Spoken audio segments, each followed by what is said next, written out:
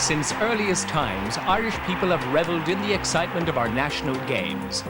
Today, in Thurles, County Tipperary, the statue of Bishop Croke commemorates the founding of the Gaelic Athletic Association at Hayes Hotel in 1884.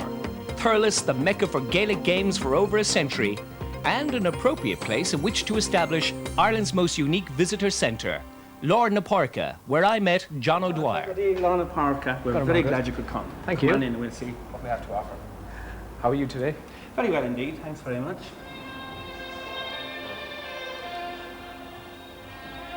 Well, John, we're in the middle of Lorna Park, and I suppose this is an appropriate place to start because we're here where they make the hurleys. Absolutely. This is where the ash, this is where you really almost feel the clash of the ash. This is how Gaelic games developed through, ash being turned into hurleys.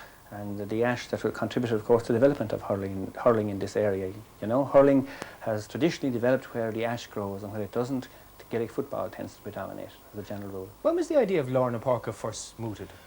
Well, it seems a long time ago now. It was mooted back in 1988, and that seems quite a long time ago.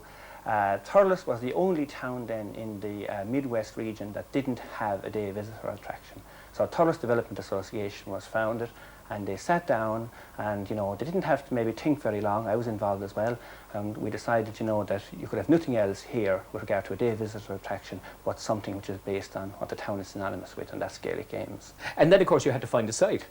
Yes, we had to look for a site, and we found this building, and this is a very fine building, but it was absolutely derelict. And so as a byproduct of the whole project, this very fine building was restored, and I think to a large extent then, this building in itself, apart from the museum which is within it, it enhances the environment of the town enormously. So we're very glad that we could, as it were, kill two birds with the one stone and put in a visitor attraction that makes the environment better.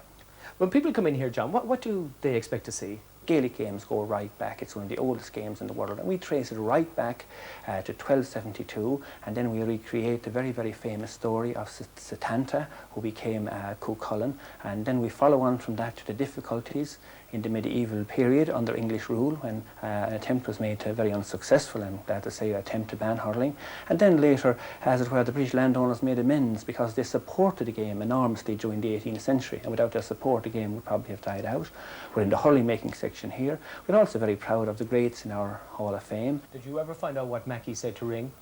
I didn't really. They say it was quite polite, and maybe that's it said euphemistically what they said to each other, all right.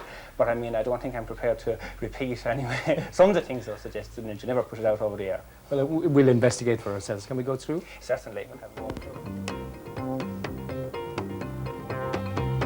This building houses memorabilia of the sport's greatest moments and folk heroes, fascinating to all ages. The renovation of this former bank took 4 years to complete at a cost of £750,000, with the help of FÁS, who also provide the funding to run it as a visitor centre. The magic of Gaelic games is brought to life from the commentaries of Micheál O'Hare to the legacy of Sam Melbourne, whose sporting collection toured the country until it was given a permanent home here at Lorna Parka.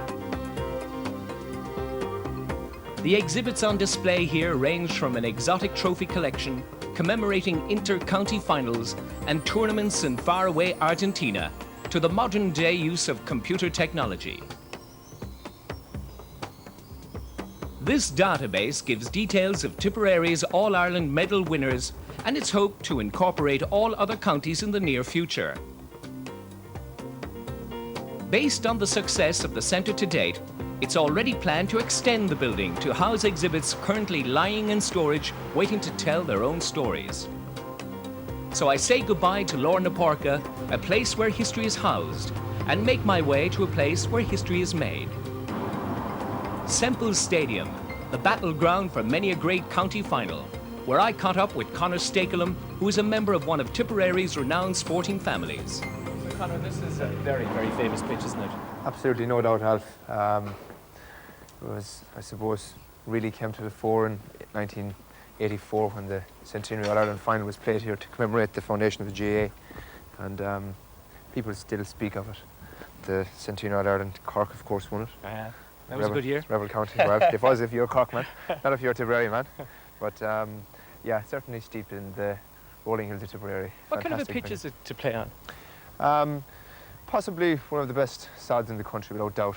Cork people will tell you, players themselves will tell you that they would perhaps prefer playing in Semple Stadium than they would in Páirc Uí Chaoimh. It just has that je ne sais quoi. If you can't play in hurling in Thurles, well, they say you can't play. And it's great, of course, when the old rivals meet. There's a great atmosphere here. No doubt. I suppose being from Tipperary and you being from Cork, you can appreciate all that has been spoken and written and sung about Munster finals between Tipperary and Cork, and none more famous than, I suppose, in '87 when it was a drawn game and then taken to Killarney, and again in '91 here when you had the drawn game, and people will speak of them for years and years to come. Of course, your own family, you have a great association with the game here. Absolutely. I suppose going back to my brother's time, Pat Stakelum, captain of the Tipperary team in the late 40s, and again on to my brother, who was captain of the team in '87 down in Killarney, when he announced to everybody in Tipperary that the famine was over after we had won the Munster final for the first time in 17 years. Yeah, absolutely fantastic associations with it. Now, in the midst of all this, in the place where the GAA was founded, we now have this museum. What's the reaction to the museum? Well, the reaction to the museum is very, very good, I suppose. It's now time that we have technology, and it really is helping to have the GAA, to be able to tell the story to the GAA for the next 20, 30 years, just have it there. And I suppose all that is written is now on screen, which is at the touch of a finger. You can see who won All-Ireland finals back in the 1920s, which is absolutely fantastic. And it's great for children to come along and to discover this for themselves. No doubt about it, and I suppose kids themselves then will aspire someday to be one of those models in the museum and see their names flashing up on the screen.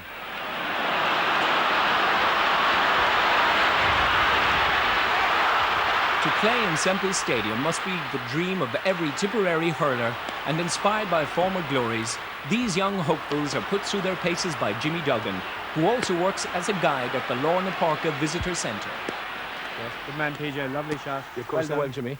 Well done. How are you? Hello. Good to see you. How are you?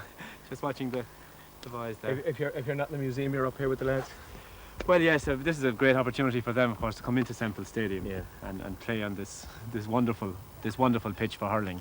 Usually we would play on the pitch outside, at the Thurles Sarsfields pitch. And the museum, of course, has fulfilled a very special function in the town. Here is where the action happens. This is the arena, you know. But to freeze the moment for people, to hold the memory alive, to give them an opportunity maybe to walk down nostalgia's path. A stroll around the museum is wonderful. And we find that people come, they listen a while to the guided tour or they listen to the tapes, but then in their own quiet time they walk around. And of course, hurling has been such a vital part of everybody growing up in Ireland. And there are hurleys and mementos, and the great moments are brought back. There's a small video there of some of the wonderful names of hurling and football. Yeah, I came across a woman today who went to the computer to look for a picture of her father-in-law, and he was in the 1920 team, the famous one. The computer has been a real hit, and especially with the younger children that we bring there from the schools. For them, names like Mickey Byrne and Tommy Doyle, they've heard on their grandfather's lips, or they've heard mentioned maybe once or twice. And even though they know the present stars very well from watching them training here and so on, to pick their uncle, their granduncle, or a neighbour, and someone has mentioned they've played for Tipperary, and they can press the button on the computer, and their picture is there, the printout is there, and many of them go home from the school, and tucked in their back pocket is a little printout for the neighbour up the road, whom people have forgotten now, and it's such a thrill really for them to keep this community memory alive of this game that I think many people believe is the glue of rural and urban communities. How important is it, do you think, Jimmy, to have the museum in this place where the GAA was founded? Well, I think in Thurles, every corner of Thurles has a hurling memory, from Kickham at Westgate where he was waked, the credit of the little village, the crowds that pour down Parnell Street and into the square in the 30s when Mackey was here and had a stadium alive. And even today, in '84 when Tip were beaten by a point, '87 when the famine was over, and every Sunday in the summer, You know, the crowds are still pouring down. Today, players like Mackey and Ring don't come down with the crowd. That time they did, in their jerseys, displaying the marks of battle. But yet, the square, even last Sunday in the Munster final, the square was crowded until about 9 o'clock with people drinking, talking, reminiscing. You know, there isn't anywhere else really but Thurles for hurling.